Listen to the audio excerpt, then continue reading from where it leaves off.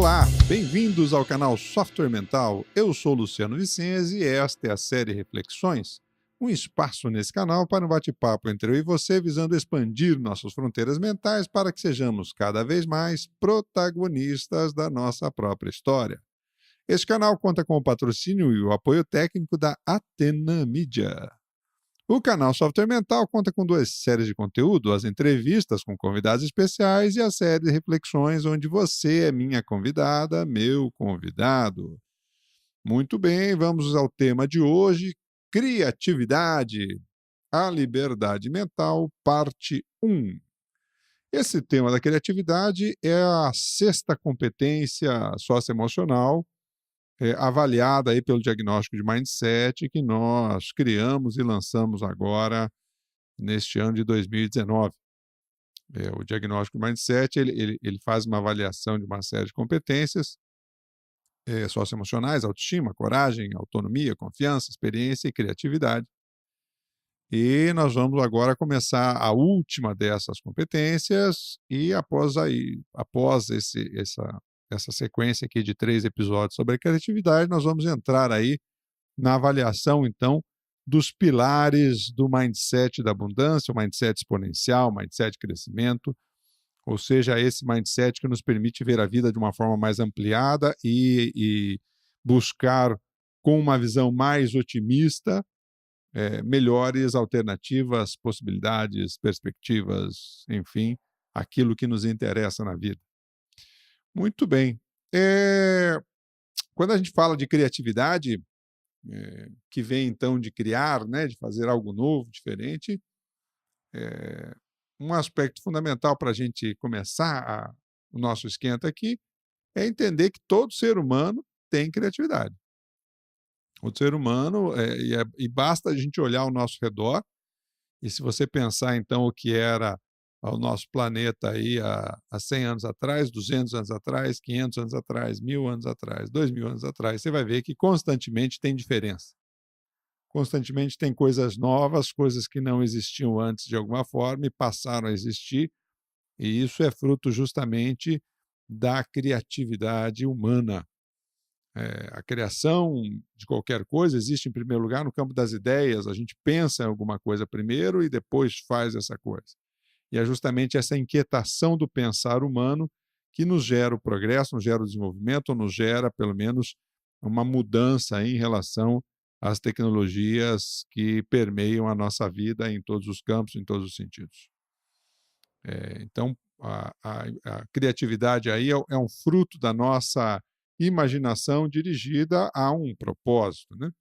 O Murilo Gun, por exemplo, gosta de falar que a criatividade é a imaginação aplicada à resolução de problemas. Essa é a definição padrão que ele utiliza aí.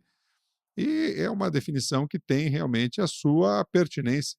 É uma imaginação dirigida, de fato, a um propósito mais específico e que gere coisas novas, né? E o Harari, aí, o autor best-seller aí do momento, e com muita justiça, diga-se de passagem, porque é um camarada que tem uma visão, uma perspectiva sobre o mundo, sobre a vida e sobre o ser humano, bastante interessante. Ele coloca a imaginação, então, né, como um dos 2 principais atributos humanos que justamente nos levaram a ser o ser dominante aqui no planeta, né? Novas combinações daquilo que já existe. Um deles era a comunicação, e o segundo deles é justamente a imaginação de criar coisas na ideia e passar com o tempo a acreditar nessas coisas, materializar muitas delas coletivamente, ou seja, em grupos muito grandes, né? O que é natural, então, desse princípio de desenvolvimento, desse princípio de evolução, desse princípio humano, característico, né? Que se incomoda com a mesmice de alguma forma, que se incomoda com a repetição da repetição e fica olhando as coisas e lá pelas tantas começa a buscar uma forma de fazer diferente, uma forma de fazer melhor, uma forma de ter mais acesso a qualquer coisa que seja.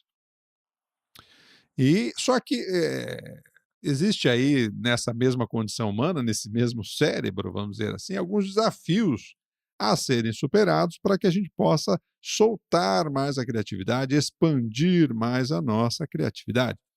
Vocês sabem que o cérebro, proporcionalmente à massa humana, ele é bastante pequeno, né, tem mais ou menos 1,5 kg de peso, né?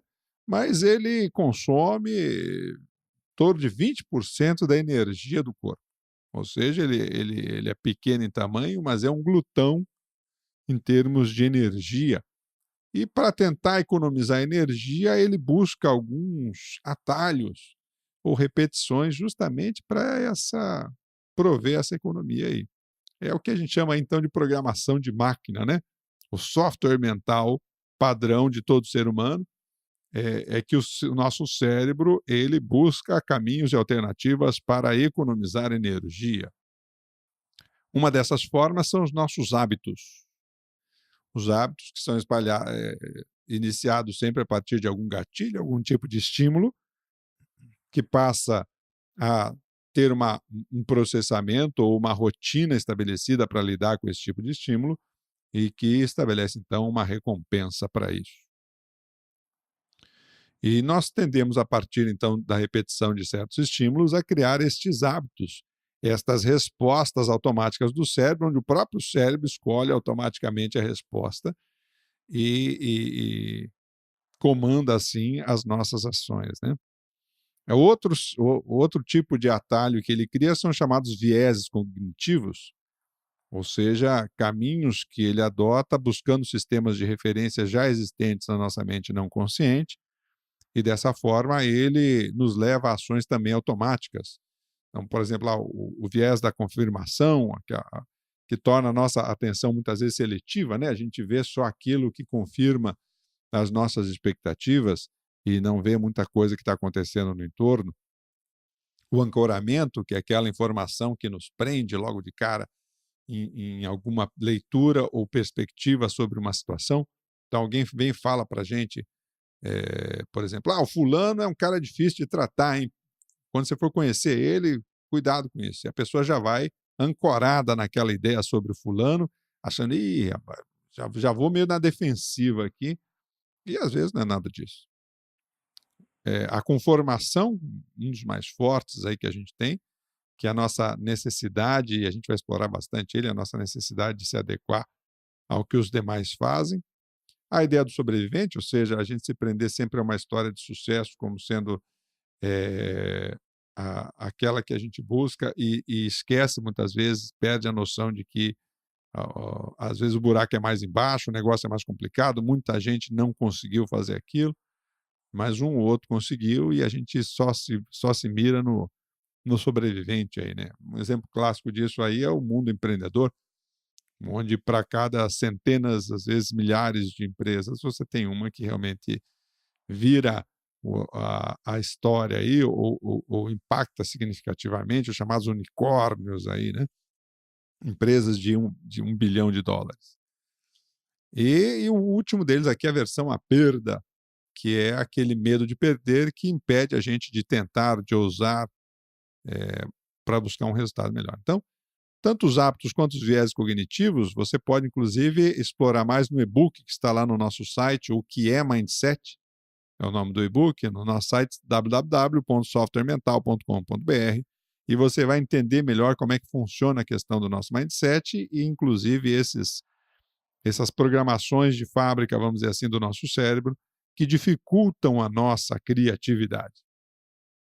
Mas desses que eu falei aqui, eu queria chamar a atenção de vocês sobre a conformação, que é justamente o medo da desconexão, né? A conformação, que é aquela nossa reação, então, de tentar se encaixar, tentar fazer parte, tentar ser incluído de alguma forma num grupo. E isso nos nivela pela média.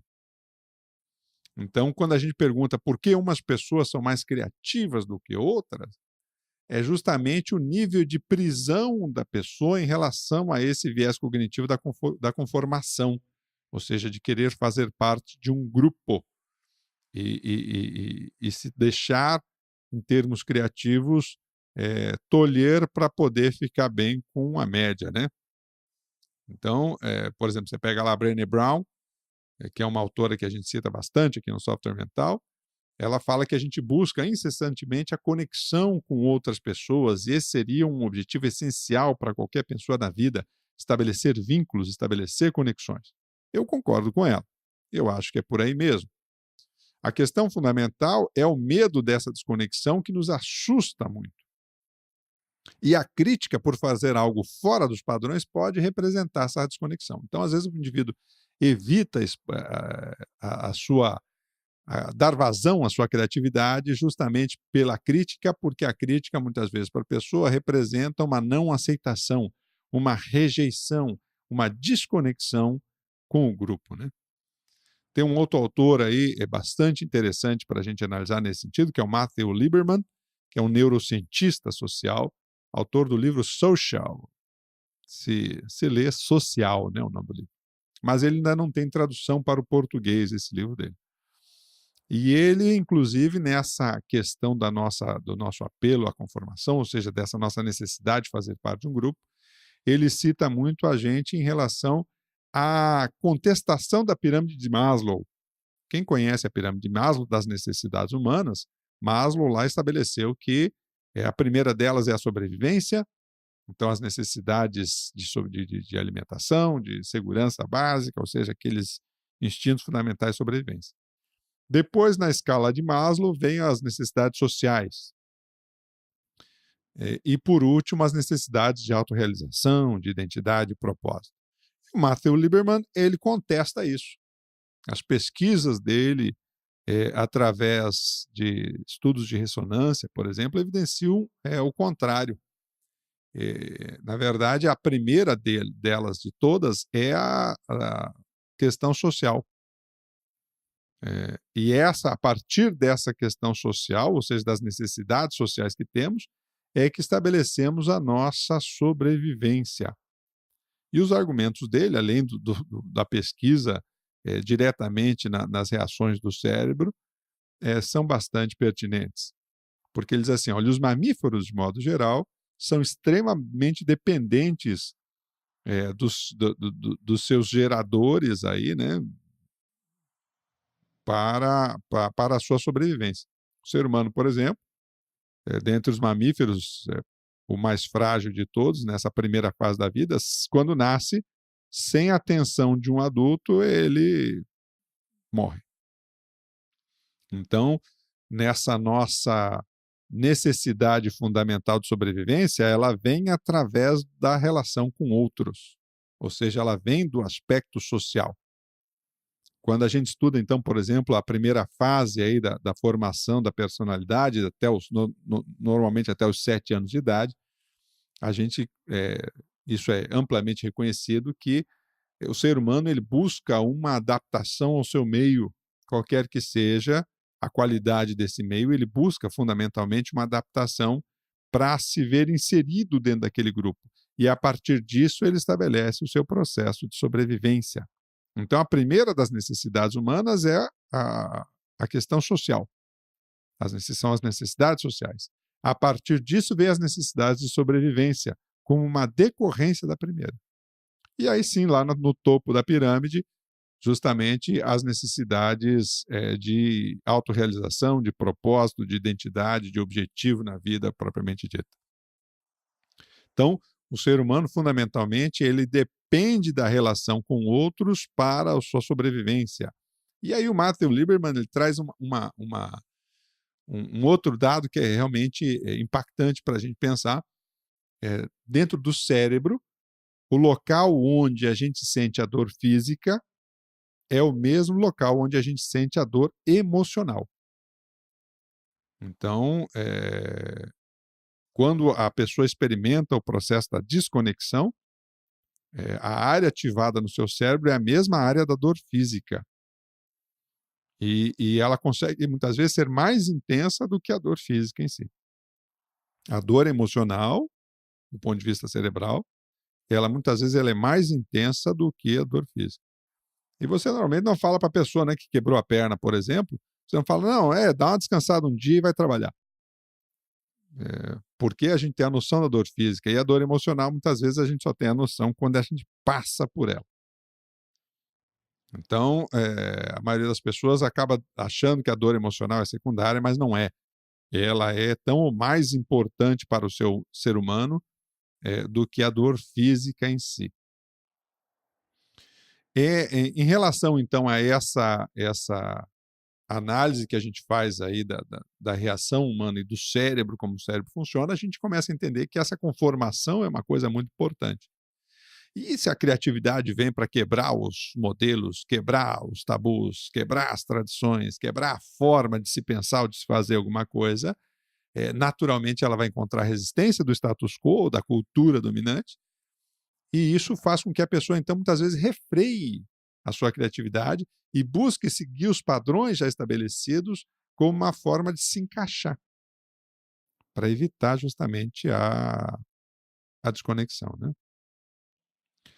Uma outra coisa interessante que o Matthew traz para a gente também, por fim, para finalizar com esse autor, nas abordagens do livro, né, do livro que ele apresenta para a gente, Eu Social, é que a nossa mente, quando ociosa, ela entra no modo social. Então, quando você está ativo pensando em alguma atividade, trabalhando alguma ideia, a sua mente consegue focar nessa ideia, mas na hora que você relaxa e descansa, a sua mente entra no modo social. Ela começa a pensar nas pessoas, no Zé, na Maria, no João, no Pedro, no Paulo, o que está fazendo, o que está deixando de fazer, o que vai acontecer com ele, o que não vai, o que vai ser da vida dele. Não? E por isso que a gente tem essa mania, né, que o povão fala popularmente aí, de cuidar da vida uns dos outros, né? Cuida da vida uns dos outros, fundamentalmente impelidos pelo sistema cerebral de funcionamento, que busca, de novo, o processo da conexão.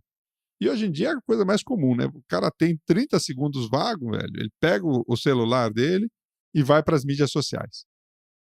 Vai para o Facebook, vai no Instagram, vai no Snapchat, vai etc, etc, etc. Ou seja, ele vai buscar as conexões com o que os outros estão fazendo, o que os outros estão pensando, o que os outros estão achando, e por aí vai. Só que, do ponto de vista da criatividade, quando a nossa imaginação, então, ela é direcionada para o social, primeiro que muitas vezes isso acaba sendo totalmente improdutivo. Muita gente fica imaginando e tentando controlar o mundo e as outras pessoas na sua cabeça, dentro da sua cabeça, uma ilusão pura. Outras vezes entra em processos de ansiedade do passado, não quer que aquilo volte a acontecer, ansiedade do futuro, não tem medo que alguma coisa aconteça que saia do controle dela. E na prática, quando a gente fala de criatividade, é preciso direcionar justamente essa mente ociosa para ideias em vez de pessoas. É assim que você fomenta a criatividade. Então, se na hora que você tem um tempo para relaxar, se você começar a pensar sobre pessoas, você entra no modo padrão do nosso cérebro para pensar aí a vida. Mas se você, nesse momento de descanso, você começar a pensar sobre ideias, aí sim você começa a fomentar a sua criatividade. E aí você começa, então, a ter sacadas mais originais, né? O criativo, na prática, é aquela pessoa, então, que ela expõe as suas ideias originais e para isso ela precisa ser menos sensível à crítica ou pelo menos não associar a sua autoestima, o seu valor pessoal à crítica, né? A originalidade, que passa justamente por essa liberdade mental, é você sair do fluxo. Não adianta liberdade mental sem conteúdo para explorar, sem ideias para explorar que não seja as pessoas ou a vida das pessoas, a não ser que esse seja o seu tema de pesquisa. Você é um profissional, por exemplo, um cientista social, e você pensa muito em termos de pesquisa. Eu, por exemplo, penso, de fato, muito as questões sociais porque sou um cientista social. Me interessa como é que funciona esse processo para entender a cabeça humana e como é que a gente, então, pode coordenar melhor aí os nossos esforços e intenções em prol de determinados objetivos na vida. O tema que nós falamos, por exemplo, na última série também dos podcasts aqui, da série Reflexões, que foi o tema da experiência, ele é também muito importante para justamente enriquecer esses nossos conteúdos, ou seja, nossa capacidade de aprender, de acessar novos conhecimentos, de refletir sobre esses conhecimentos, nos permite enriquecer a nossa mente com possíveis ideias a serem exploradas, seja na hora do trabalho, ou numa atividade direcionada, ou seja na hora que você está relaxando e você, então, pensa sobre ideias, né? Então, a pergunta, onde eu busco a originalidade? Ao contrário, justamente, do senso comum, a criatividade, quando ela é surpreendente, quando ela sai da curva, ela é resultado de uma mente inspirada por muito trabalho. Como diz aí o Charles Watson, também um pesquisador, aí, professor aí da área de criatividade, não é pensar fora da caixa, como se costuma dizer popularmente. Você tem que ser criativo, pensa fora da caixa. Não, não, não, não, não. Você precisa mergulhar profundamente dentro da caixa para ver o que a maioria não vê. E aí criar novas conexões. É preciso verticalizar o pensamento. E essa verticalização, em média, dura 10 anos. Ou seja, se você quer realmente ter sacadas profundas e originais sobre determinada coisa, é preciso que você faça um mergulho num determinado campo de atividade, com disciplina, com persistência, com disponibilidade mental. Esses pesquisadores que eu citei aqui, por exemplo, Brené Brown, 20 anos estudando aí a vulnerabilidade. O Matthew Lieberman, a mesma coisa. Então, é gente que, para ter sacadas diferentes, realmente aprofunda. É claro que existe aquele cara, né, que de vez em quando ele sai fora da curva, né? Tem um insight diferenciado sobre alguma coisa. Mas, normalmente, é quem se dedica mais profundamente a um tema que começa a ter a tranquilidade emocional para lidar com esse tema e, dessa forma, poder explorar novas alternativas ou possibilidades. Enquanto que a maioria do povão usa aquilo só no modo segurança, né? Atividades básicas ou conexões mentais básicas para aquele tema. Então, algumas dicas aqui para a criatividade. Primeiro, cuidado com a rotina, diferencie as suas rotinas produtivas daquelas que são mera repetição de atividades, não se deixe robotizar pelas tendências do seu cérebro de prender você a rotinas. Evite a pressa quando você quer pensar sobre um determinado assunto. O seu cérebro, justamente, ele vai querer te levar, para economizar energia, vai querer te levar a concluir coisas rapidamente, normalmente corrompido aí pelos vieses cognitivos que eu falei. Então, evite a pressa para querer concluir sobre um determinado assunto ou tema que você estava estudando ou interessado. Reflita mais sobre o conceito de desconexão e avalie quais são os públicos que mais te impactam em perder conexão. Ou seja, quais são aqueles públicos dos quais você, se perder a conexão com esse público, vai se sentir muito mal.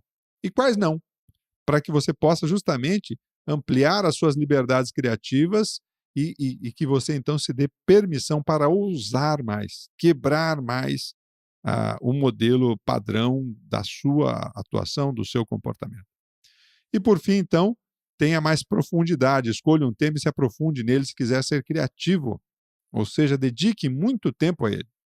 E aí permita-se buscar a originalidade, né? As demais habilidades socioemocionais, nós vamos explorar isso no próximo episódio, que discutimos antes aqui, elas impactam mais ou menos a criatividade e nós vamos fazer algumas associações aí em breve. Para concluir, vou citar uma frase aqui do Herbert Soap, que é um pensador e um jornalista estadunidense aí que viveu no começo do século passado, e que ele diz justamente o seguinte, abre aspas, não posso te dar a fórmula exata do sucesso, mas posso te dar a receita para o fracasso. Tente agradar todo mundo o tempo todo, fecha aspas. Para a gente pensar, então. Próximo episódio, Criatividade Parte 2, vamos explorar mais aí alguns bloqueadores e expansores da sua criatividade. Muito bem, pessoal, estamos chegando ao final de mais um episódio do nosso podcast Série Reflexões. Por que tratamos desses temas aqui no canal Software Mental? Porque confiamos que o mundo é um cenário de oportunidades para quem expande as suas fronteiras mentais e você merece aproveitar essas oportunidades. Curta os nossos podcasts, se inscreva no nosso canal no YouTube, no Spotify, para escutar aí os nossos podcasts. Entre lá no nosso site, www.softwaremental.com.br. Lá tem uma versão free, light, do nosso diagnóstico de mindset, onde ele avalia só o pilar capacidade de inovar, para você checar lá como é que anda capacidade criativa e a sua capacidade de implementar a sua criatividade na prática. Muito bem, ficamos por aqui. Um abraço e até o próximo episódio.